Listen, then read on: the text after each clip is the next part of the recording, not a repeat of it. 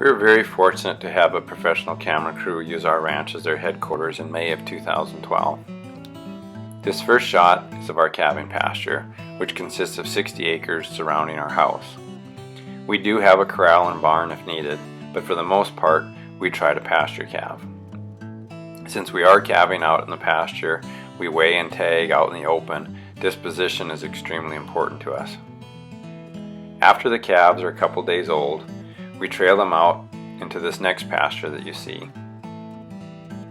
I guess you could call this our nursery pasture.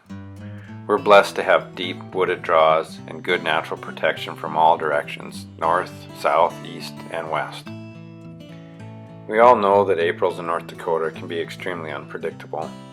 We stockpile grass to use in the spring following calving, weather permitting of course. The old grass provides the majority of the cow's diet and lets them spread out and greatly reduces disease pressure. We do supplement with our best alfalfa hay.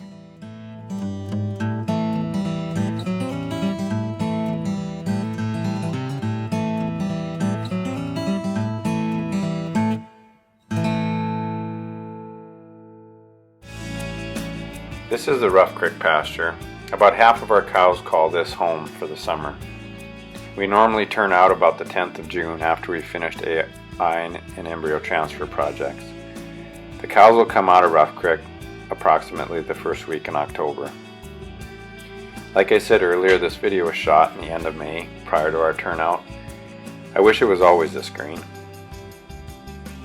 Vanita's father, Kurt Hovitt, purchased the ranch in 1968. And it's where Vanita was raised. I grew up on some of the flattest land in North Dakota. Although the terrain makes some simple jobs extremely challenging, there's just something about these hills that gets in your blood. As far as I can tell, cows don't really care much about scenery. The pasture has good grass and shade, but these cows have to work hard for the summer. We estimate that it takes about 30 acres per cow. We do have pipelines for water, but these cows get a lot of exercise.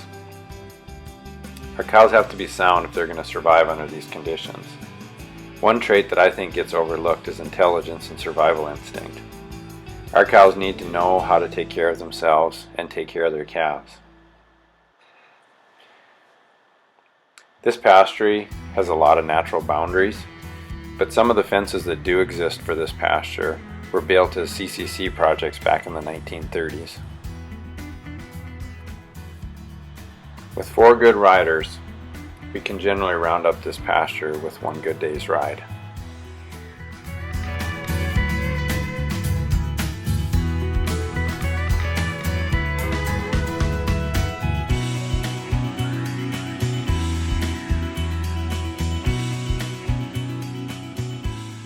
This is our bred heifer pasture. It's extremely important for us to breed and manage our cattle to be cooperative, or we'd never get our heifers back out of terrain like this. This is pasture 9-2. We lease the neighbor's ranch, which allows us to have a grazing permit in pasture 9-2 for the rest of our cows.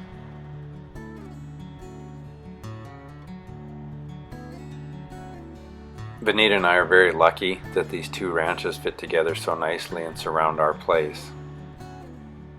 All of our grass is accessible to us by just opening up 1 gate, and in some cases 2.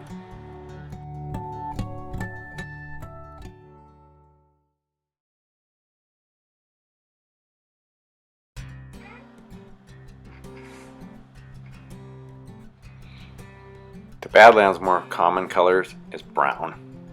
I shot this video last fall prior to weaning.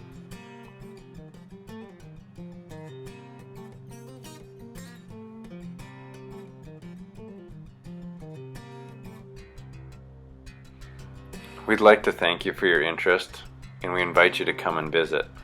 We know that everybody's busy, but we love to show people around the ranch.